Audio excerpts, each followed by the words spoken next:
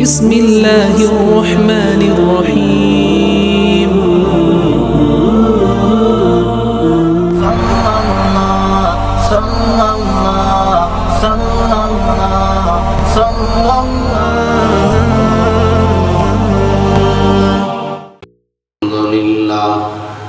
الحمد لله رب العالمين، والصلاة والسلام على أشرف الأنبياء والمرسلين محمد وعلى آله وأصحابه وأزواجه وأهل بيته وذرياته أجمعين.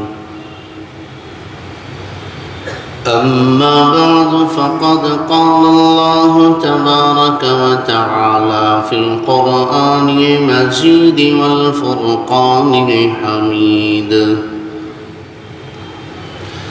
فأعوذ بالله من الشيطان الرجيم. بسم الله الرحمن الرحيم. إن تنصروا الله ينصركم ويثبت أقدامكم. صدق الله العلي العظيم.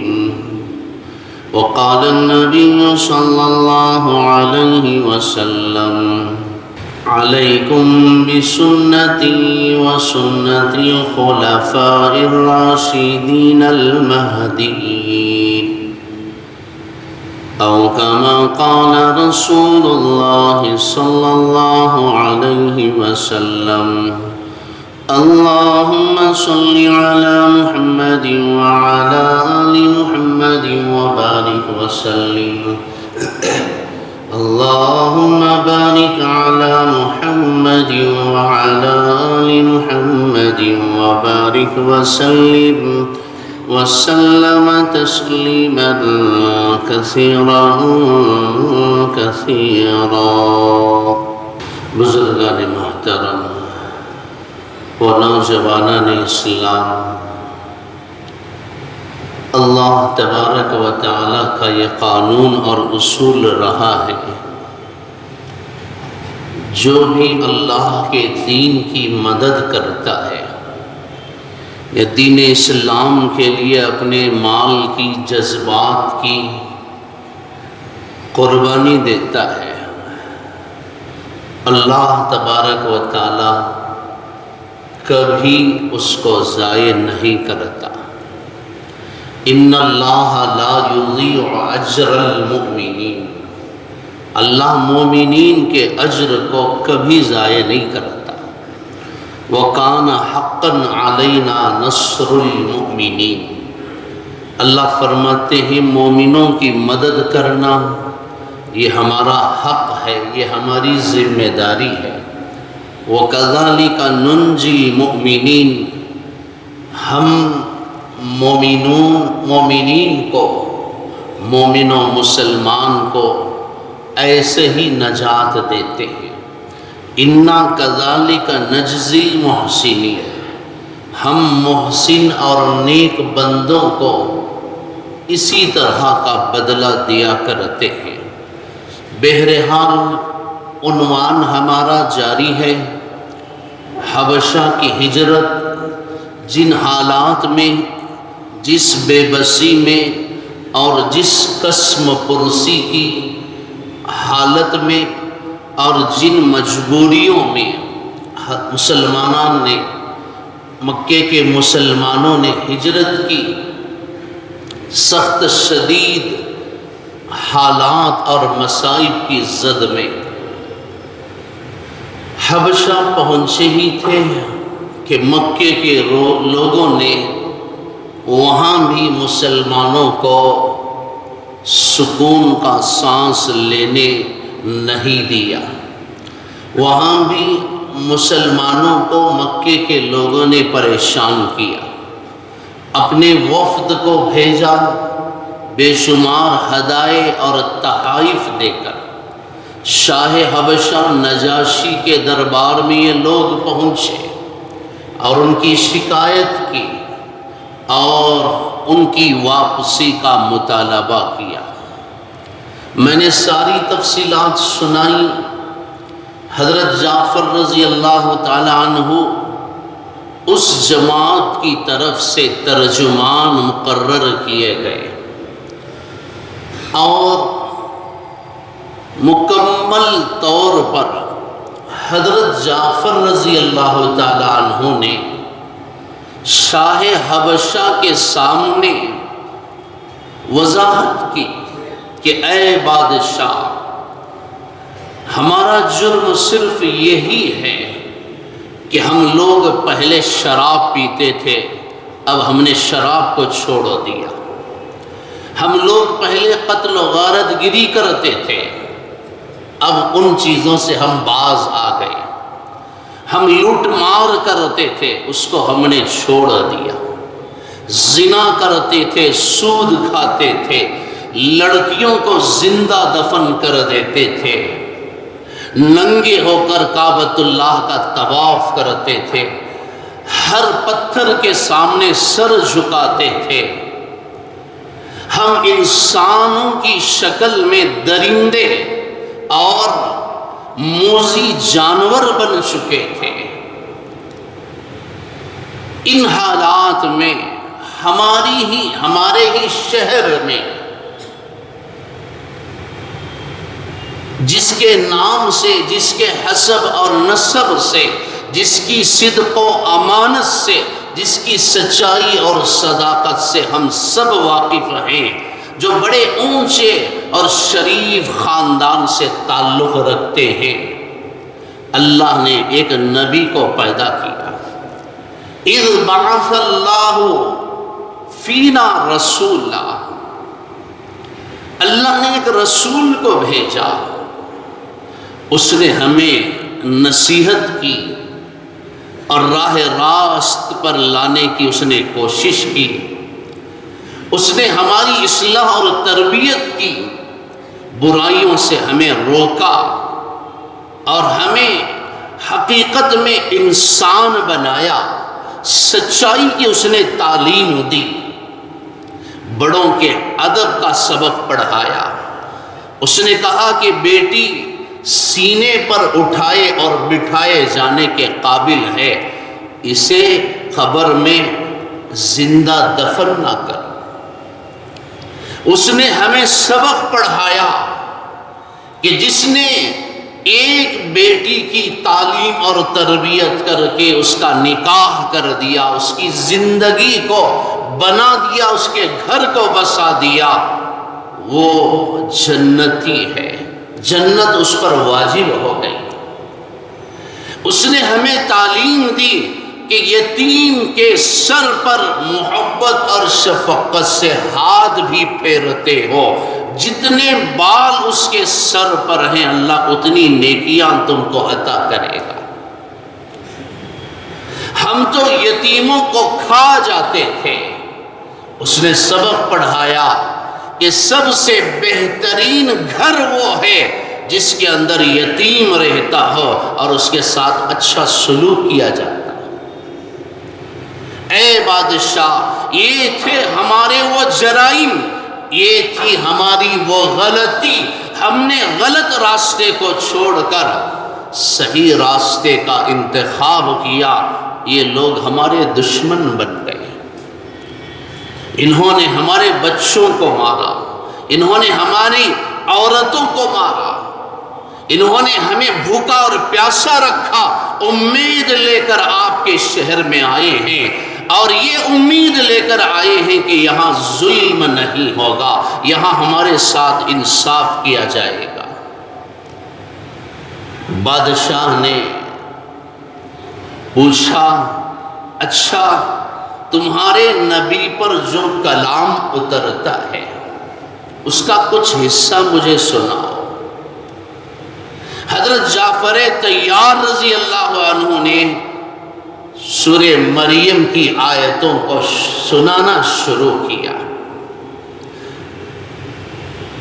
شاہ حبشہ نجاشی کی داڑھی روتے روتے تر ہو گئی. وہ ہچکیوں پر آ کر رونے لگا. وہ کافر تھے پھر بھی اللہ کے کلام کو جانتے تھے، وہ کافر تھے پھر بھی قرآن کا احترام کرتے تھے، وہ کافر تھے پھر بھی اللہ کے کلام کی عظمت کو سمجھتے تھے، اپنے تخت سے نیچے اتر کر آئے، بڑے غور سے جعفر طیار رضی اللہ عنہ کی تلاوت کو سننے لگا۔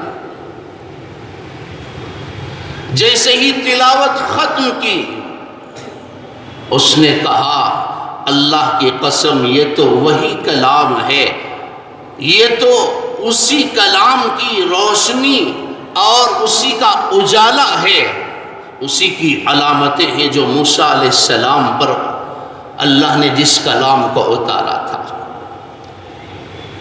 وہ سمجھ گیا کہ یہ کلام سچ ہے اور حق ہے، یہ کوئی انسانی کلام نہیں ہو سکتا۔ اب شاہ حبشہ نجاشی نے انکار کر دیا، جاؤ اٹھاؤ یہاں سے تمہارے ہدیے اور تحائف، تمہارے ساز و سامان کی، تمہارے ہدیوں اور تحفوں کی مجھے کوئی ضرورت نہیں ہے، میں ان مظلوموں کو اور ان سچے لوگوں کو میں کبھی اپنے ملک سے نہیں نکالوں گا اور ان کو میں تمہارے حوالے نہیں کروں گا۔ مسلمان باہر نکلے اور چلے گئے۔ عمرو بن العاص رضی اللہ عنہ جو اس وقت تک اسلام قبول نہیں کیے تھے، مکے کی جانب سے ترجمان بنا کر بھیجے گئے تھے، باہر آ کر انہوں نے قسم کھائی، لات و عزیٰ کی قسم، آج تو میں ناکام ہو گیا، کل بادشاہ کے سامنے ایسا زہر پھیلاؤں گا، کل بادشاہ کا دماغ ایسے خراب کروں گا کہ جس کی وجہ سے بادشاہ ان کو امن و امان نہیں بلکہ دھکے مار کر اپنے ملک سے باہر کر دے گا۔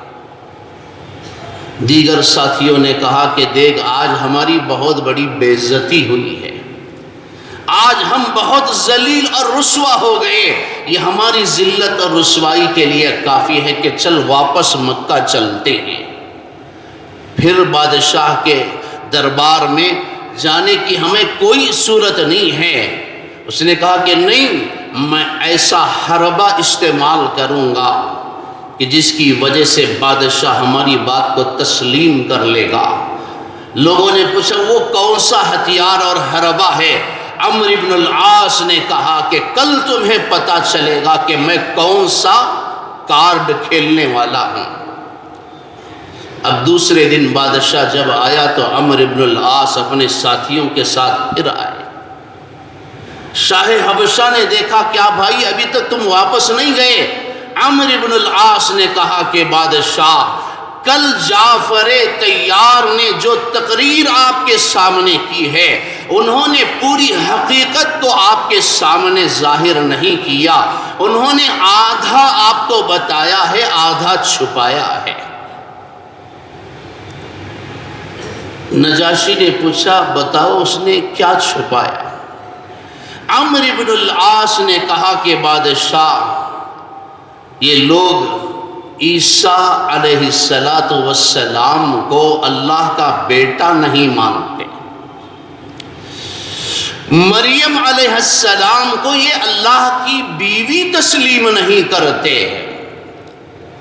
یہ تو بادشاہ عیسائی تھا، بادشاہ کا یہ عقیدہ تھا۔ وقالت النصارى المسیح ابن اللہ، عیسائی کہتے تھے کہ عیسیٰ اللہ کے بیٹے ہیں، نعوذ باللہ۔ تو گویا عمرو بن العاص نے مذہب کو آڑ میں لا کر مذہب کی آڑ میں نفرت اور انتشار پھیلانے اور آپس میں لڑانے کی سازش کی اور کوشش کی، اور عیسائی بادشاہ کو للکارنے کی انہوں نے کوشش کی۔ تو شاہ حبشہ نے کہا کہ اچھا پھر ان کو بلایا جائے۔ اب دوسرے دن پھر مسلمانوں کی یہ جماعت مشورہ کرتی ہے، بات یہی طے ہوتی ہے، چاہے جو ہو سو ہو، ہم وہی کہیں گے جو قرآن کہتا ہے، ہم بادشاہ کے سامنے وہی کہیں گے جس کا ہمارے نبی نے ہمیں سبق پڑھایا ہے، ہم سچ کہیں گے، جھوٹ کا سہارا نہیں لیں گے، چاہے ہمارے ساتھ بادشاہ جو معاملہ کرے، چاہے ہمیں رکھے یا نہ رکھے۔ عیسیٰ علیہ السلام کی جو حقیقت ہے ہم وہی بیان کریں گے۔ حضرت جعفر طیار رضی اللہ عنہ پھر دوسرے دن آئے، بادشاہ نے پوچھا بتاؤ بھائی، عیسیٰ ابن مریم کے متعلق تم لوگوں کا کیا عقیدہ ہے؟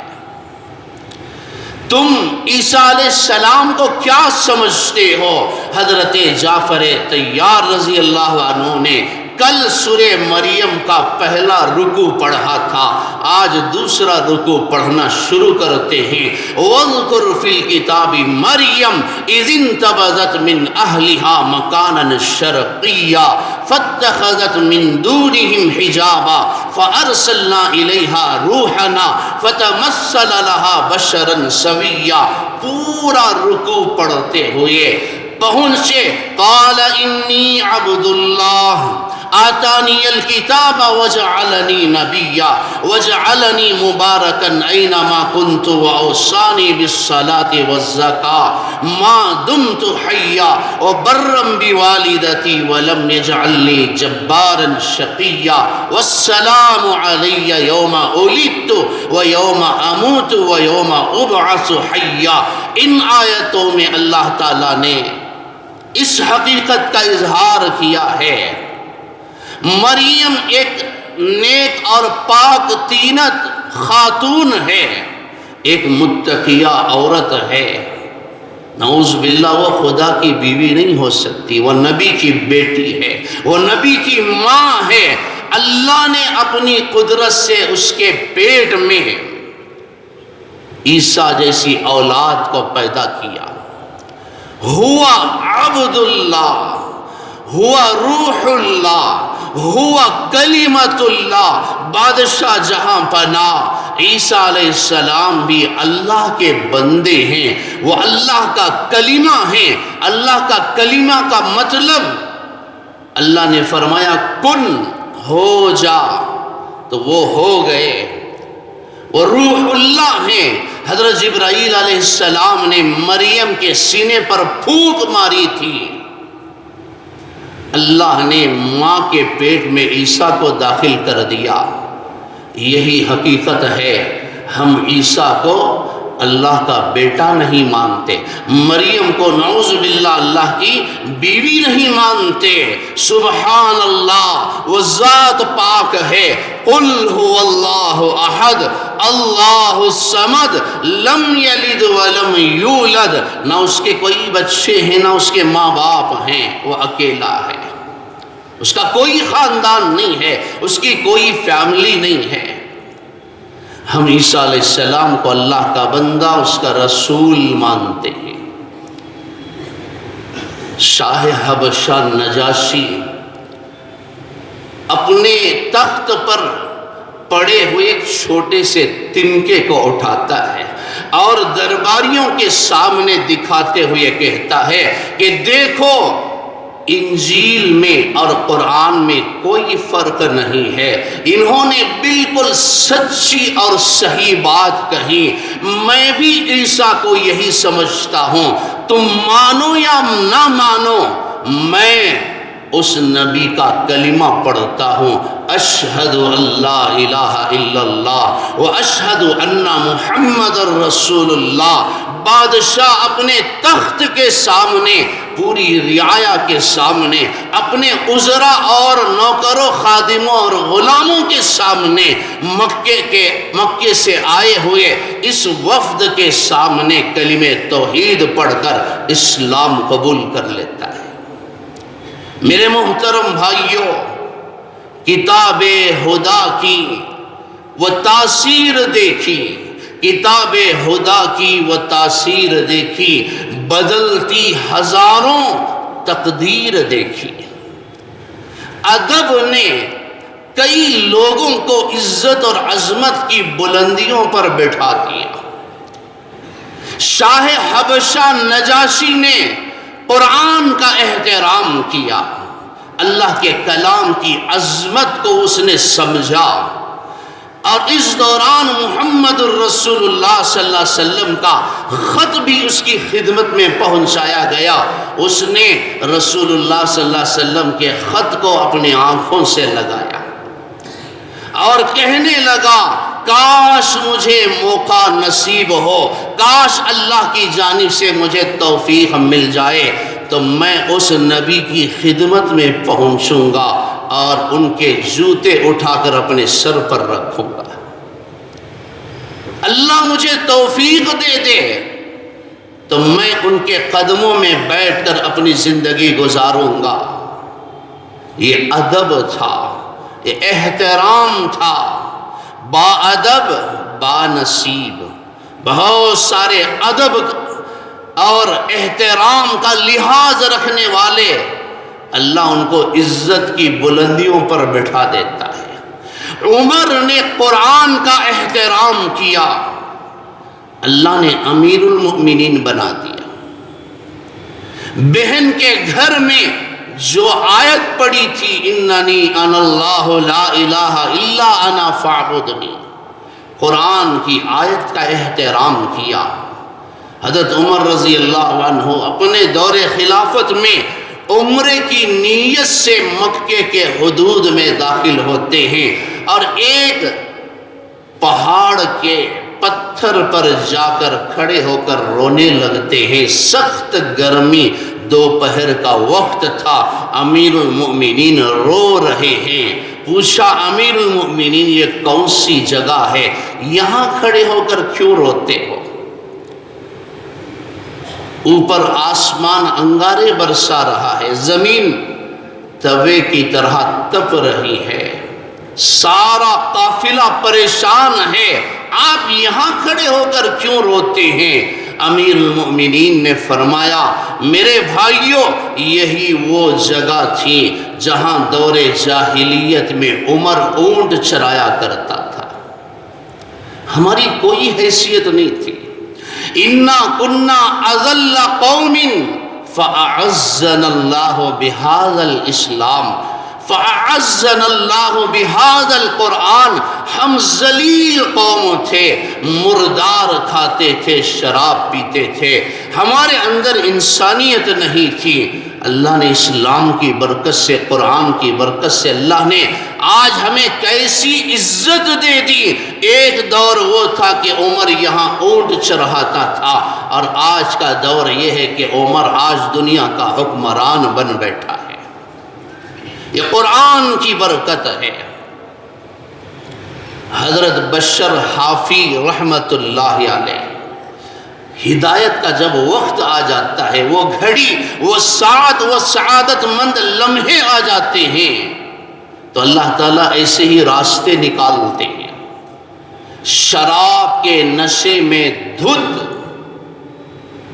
گرتے پڑتے، لڑکتے، دھکے کھاتے بشر حافی گلی سے گزرتے ہیں۔ نشے کی حالت میں ان کو نظر آیا کہ بسم اللہ الرحمن الرحیم کا پرچہ، وہ چٹھی، وہ کاغذ زمین پر پڑی ہے۔ انہوں نے اپنے چہرے کو، اپنے سر کو ہلایا، اپنی آنکھوں کو کھول کر دیکھا، یہ تو اللہ کا نام ہے، بسم اللہ الرحمن الرحیم ہے۔ نشے کی حالت میں انہوں نے اس کاغذ کے ٹکڑے کو اٹھایا اور اپنے سر اور اپنے سینے سے لگایا، آنکھوں سے لگایا اور اسے چوم کر ایک اونچی جگہ اسے رکھ دیتے ہیں کہ یہ اللہ کا نام ہے، قرآن کی آیت ہے، کوئی اسے اپنے قدموں سے روند نہ ڈالے۔ اللہ نے فرشتوں کو جمایا، دیکھو میرے بندے کو کس طرح میرے نام کی عزت کر رہا ہے۔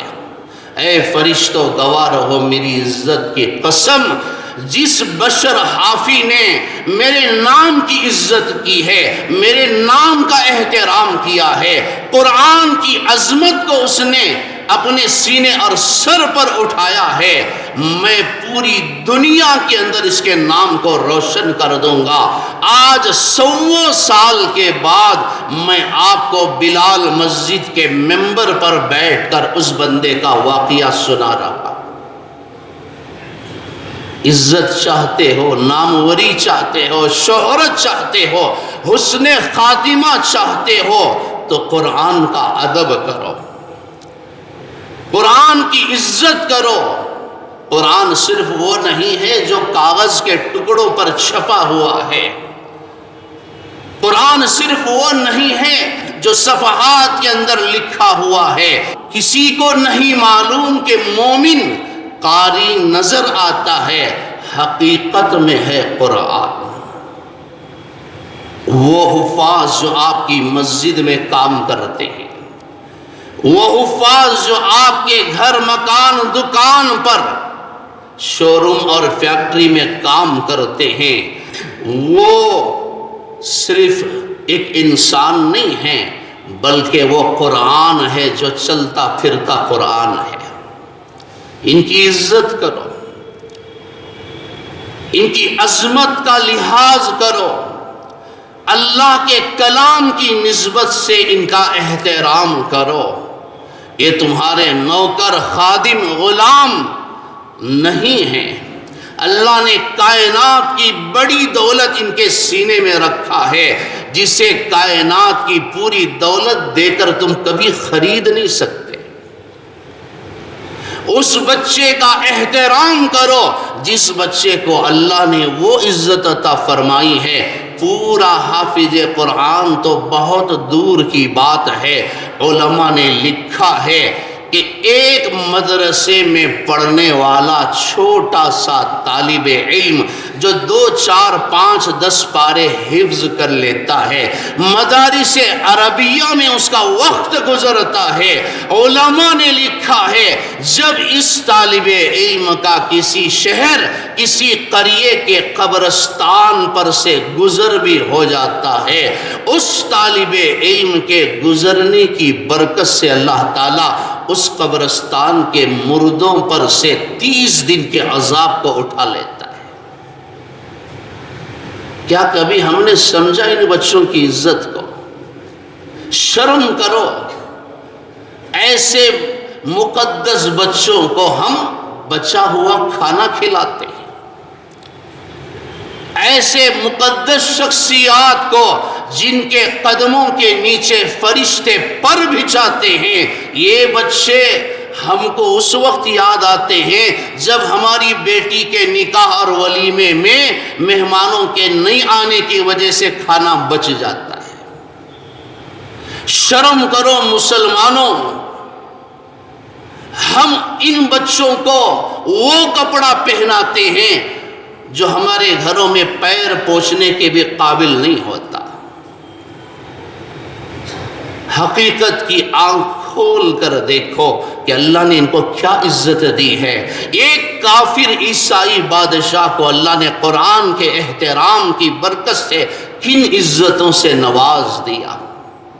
میرے محترم بھائیوں، کتابوں کے اندر ایک واقعہ لکھا گیا ہے، حضرت بدر عالم رحمت اللہ علیہ ایک عالم دین گزرے ہیں، مدینہ المنورہ میں ان کا انتقال ہوا، اور آپ جانتے ہیں جنت البقیع میں ہر 3-6 مہینے بعد اسی قبر میں دوسری میت کو دفن کر دیا جاتا ہے، وہاں کا تو معمول ہے۔ لکھا ہے علماء نے اس عالم دین کا انتقال ہوا اور ان کو قبرستان میں جنت البقیع میں دفن کیا گیا، اور جب بھی ان کی قبر کو کھودا گیا اور دوسری میت کو دفنانے کی کوشش کی گئی، کھودنے والے قبر کے غور کن پریشان ہیں کہ بالکل ان کا کفن تر و تازہ ہے اور ان کا جسم تر و تازہ ہے، اور میت پر کسی قسم کا تغیر نہیں اور کسی قسم کی تبدیلی نہیں، ایسے محسوس ہوتا ہے گویا ابھی ان کی آنکھوں میں سرما لگایا گیا ہو، ایسے محسوس ہوتا ہے گویا ان کی کفن پر ابھی خوشبو چھڑکی گئی ہو، عطر ڈالا گیا ہو۔ جب بھی کھولا گیا سال ہا سال گزر گئے کہ قبر میں میت محفوظ ہے۔ کچھ اللہ کے نیک بندے ان کے خاندان والوں سے، ان کی اولاد سے رابطہ کرتے ہیں، آخر تمہارے والد کی ایسی کیا نیکی تھی جس کی وجہ سے اللہ نے آپ کے والد کو یہ عزت عطا فرمائی ہے؟ فرزند نے کہا کہ ایسے تو بہت ساری خوبیاں اللہ نے ان کو عطا فرمائی تھی، لیکن ایک خوبی تھی ان کی جو میں ہمیشہ دیکھا کرتا تھا، قرآن تو قرآن، جس طرف حفظ کرنے والا طالب علم، مدرسے میں پڑھنے والا بچہ بھی اگر کسی طرف بیٹھا ہوتا تو میرے والد اس کی طرف پیر نہیں کرتے تھے۔ اگر کوئی بچہ 2 4 5 پارے حفظ کرنے والا وہ بھی اگر کسی جانب بیٹھا ہوتا تو میرے باپ اس کی طرف قدم نہیں، پیر نہیں پھیلاتے تھے۔ شاید اسی وجہ سے اللہ نے وہ اکرام کیا ہے۔ سوچو آج ہم کتنی ان کی بے عزتی کرتے ہیں، آج ہم ان کو کیا سمجھتے ہیں۔ بشر حافی کو اللہ نے وقت کا ولی بنا دیا بسم اللہ الرحمن الرحیم کا ادب کرنے سے۔ آج ذرا سوچو نام و نمود کے لیے، جھوٹی شان کے لیے ہم لوگ قیمتی رقعے بنا لیتے ہیں، شادی کے کارڈ 500 روپے، 1000 روپے، 2000، 3000 قیمتی کارڈ چھپواتے ہیں، بڑے شوق سے اللہ کا نام لکھتے ہیں، بڑے شوق سے وہ خلقناکم ازواجا قرآن کی آیت لکھتے ہیں، بڑے شوق سے بسم اللہ الرحمن الرحیم لکھتے ہیں، اور تاریخ بھی نہیں گزرتی کہ یہ کارڈ کہاں پڑا رہتا ہے۔ اس کی کتنی بے حرمتی ہوتی ہے، اس کی کتنی بے ادبی ہوتی ہے۔ کیا اس کی نحوست ہمارے گھروں پر اثر انداز نہیں ہوگی؟ کیا اللہ کے نام کی یہ بے ادبی اس جوڑے پر اثر انداز نہیں ہوگی؟ ذرا سوچو کہ ہم کتنا بے ادبی اور گستاخی کا مظاہرہ کرتے ہیں۔ تو بہرحال نجاشی بادشاہ نے قرآن کا احترام کیا تو اللہ کا یہ انعام ہوا، اللہ نے اسے اسلام کی، ایمان کی نعمت سے نواز دیا، جس نعمت کو حاصل کرنے کے لیے اس بادشاہ نے اپنی بادشاہت کو بھی داؤ پر لگا دیا، قربان کر دیا، اور مزید شاہ حبشہ نجاشی اللہ نے وہ سعادت نصیب فرمائی جو عمرو بن العاص مکے کی جانب سے ترجمان بن کر آئے تھے۔ یہ واحد وہ صحابی ہیں حضرت اصحمہ رضی اللہ عنہ جو شاہ حبشہ تھے، جن کو نجاشی کہا جاتا تھا۔ جب انہوں نے اسلام قبول کر لیا، لیکن دور حضور صلی اللہ علیہ وسلم کا تھا، لیکن ان کو حضور صلی اللہ علیہ وسلم کو دیکھنے کی توفیق نہیں ہوئی، وقت میسر نہیں ہوا، تو حضرات علماء ان کو تابعی کہتے ہیں۔ جس طرح اویس قرنی رضی اللہ عنہ حضور صلی اللہ علیہ وسلم کے دور میں تھے، لیکن انہوں نے حضور کو دیکھا نہیں، حضور کا دیدار شرط ہے صحابیت کے لیے۔ تو جس طرح اویس قرنی تابعی ہیں، اسی طرح شاہ حبشہ نجاشی یہ اصحمہ بھی تابعی ہیں، اور یہ وہ خوش نصیب تابعی ہیں جن کے ہاتھوں پر ایک صحابی نے اسلام قبول کیا۔ وہ صحابی کون ہے؟ عمرو بن العاص نے دیکھا کہ بادشاہ بھی کلمہ پڑھ چکا ہے، ایک وقت آئے گا کہ محمد صلی اللہ علیہ وسلم مکے کو بھی فتح کریں گے۔ عمرو بن العاص بادشاہ کے ہاتھ پر کلمہ پڑھتے ہیں، ان کو یہ سعادت حاصل ہوئی۔ عمرو بن العاص نے حضور کو دیکھا تھا، شاہ حبشہ نے حضور کو نہیں دیکھا لیکن اس نے کلمہ پڑھا۔ اب یہ صحابی اس تابعی کے ہاتھ پر کلمہ پڑھتے ہیں، اور مزید عزت اور فضیلت اللہ نے شاہ حبشہ کو یہ عطا فرمائی۔ شاہ حبشہ کا انتقال ہوا، حضور اکرم صلی اللہ علیہ وسلم کو پتہ چلا تو آپ نے حضرات صحابہ کرام کو جمع فرمایا اور خود امام بن کر کھڑے ہو گئے اور اعلان فرمایا، آج میرے ایک غلام، ایک میرے سچے موتی اور فرما بردار اللہ کے نیک بندے کا آج انتقال ہوا ہے۔ اے میرے صحابہ، میں اس کی نماز جنازہ پڑھنا چاہتا ہوں۔ حضرات فقہا نے لکھا کہ شاہ حبشہ کی غائبانہ نماز جنازہ رسول اللہ صلی اللہ علیہ وسلم نے ادا فرمائی۔ یہ عزت بہت کم لوگوں کو نصیب ہوتی ہے، اور حضرات مفسرین نے لکھا ہے، محدثین نے لکھا ہے، اللہ نے دوری کو ہٹا دیا، غیب کے پردوں کو ہٹا دیا، معجزانہ طور پر حضور اکرم صلی اللہ علیہ وسلم کو شاہ حبشہ نجاشی کا جنازہ دکھایا گیا اور اس کے جنازے کو آپ کے سامنے لایا گیا اور آپ نے اس کی نماز جنازہ ادا فرمائی۔ اللہ اس بندے پر کروڑوں اربوں خربوں رحمت نازل فرمائے۔ آج ہم بھی اچھی موت مرنا چاہتے ہیں، حسن خاتمہ چاہتے ہیں، حفاظ کی دعائیں لینا چاہتے ہیں، اللہ کے بارگاہ میں ایک مقام حاصل کرنا چاہتے ہیں، جنت میں پہنچنا چاہتے ہیں، تو ایک کام ضرور کرنا، اللہ کے ان نیک بندوں کی عزت کرنا، ان کا احترام کرنا، حفاظ کی تحقیر نہ کرنا، حفاظ کی توہین نہ کرنا، ان کی دل آزاری نہ کرنا اور ان کی بے ادبی نہ کرنا، ان کی بد دعائیں نہ لینا۔ اللہ آپ کو بھی وہ مقام بخشے گا، اللہ آپ کو بھی وہ عزت عطا کرے گا۔ ہم کسی حافظ قرآن کی صورت کو، شکل کو اور اس کے حسب اور نسب کو دیکھ کر عزت نہیں کرتے، ہم حافظ قرآن کی عزت اس لیے کریں گے کہ اللہ کا کلام اس کے سینے میں ہے، اللہ نے اس کے دل کو اپنے کلام کا عرش بنایا ہے۔ ذالک فضل اللہ یؤتیہ من یشاء وکان فضل اللہ علیک عظیما اولئک الذین انعم اللہ۔ فخر کیجئے، اس باپ کو فخر ہونا چاہیے جس کا بچہ حافظ قرآن ہے، اس خاندان کو شان محسوس کرنا چاہیے جس خاندان کے اندر عالم دین اور حافظ قرآن ہے۔